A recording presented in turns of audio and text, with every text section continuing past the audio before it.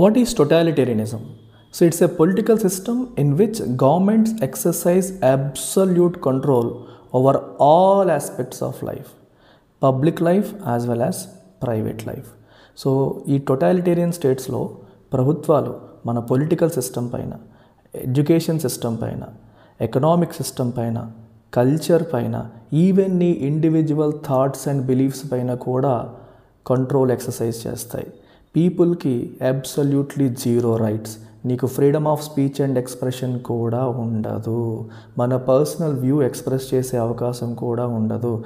ప్రభుత్వాన్ని వ్యతిరేకించే అవకాశం, రైట్ టు డిసెంట్, విభేదించే అవకాశం కూడా ఉండదు.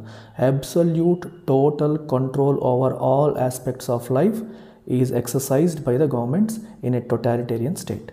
అయితే ఇలాంటివి ఉన్నాయా? ఉన్నాయి. అప్పటి Hitler Germany is an example of totalitarian state. Mussolini Italy is an example.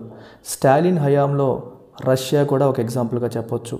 ఇప్పుడు జరుగుతున్న వాటిలో North Korea can be considered as an example of a totalitarian state.